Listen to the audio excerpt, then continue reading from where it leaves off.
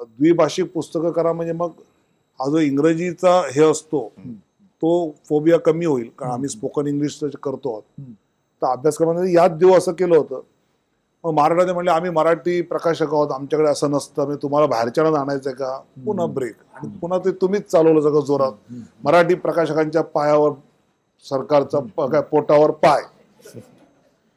पण द्यावं लागेलच, म्हणजे हे कुठेतरी तुम्हाला ठरवावं लागणार, म्हणजे सरकार म्हणून तुम्हाला हे ठरवावं लागेल की तुम्ही आम्ही ठरवलं. मराठीच्या साठीच पुढे रेटणार आहोत, की बाकीचं म्हणजे ह्या इंग्लिशचं तुमच्यावरती राजकीय जर का कारणासाठी तुम्ही इंग्लिशचं हे घेऊन अंगावरती घेऊन चाललाय. नाही, राजकीय नाही, मराठी आपल्याला भाषा जगली पाहिजे हे सरकार जोपर्यंत ठरवत नाही त्यासाठीच ते केलं पाहिजे. म्हणजे मराठीत जर द्विभाषिक पुस्तकं का द्यायची, तर मराठी माध्यमातला जो मुलगा आहे, जो मराठीत त्याने ते वाचलं तेच त्याला इंग्रजीत वाचलं.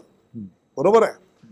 आपल्या मुलं मराठी माध्यमात गेली पाहिजे, कारण मराठी म्हणजे मातृभाषेत हे महत्वाचं आहे का.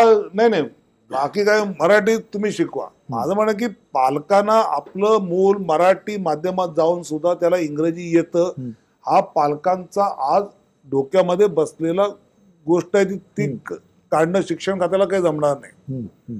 पण आपलं मूल इंग्रजी पण बोलतं आणि मराठी माध्यमात शिकतं, हे जर आपण करू शकलो हे आपलं यश आहे. आणि त्या करण्याकडे आपण जातो आणि म्हणून असे प्रयोग करतो. आणि म्हणून आपण अशी पुस्तकं, ही वाचनाची वाचन प्रेरणा दिवस वगैरे आपण नक्की देतो.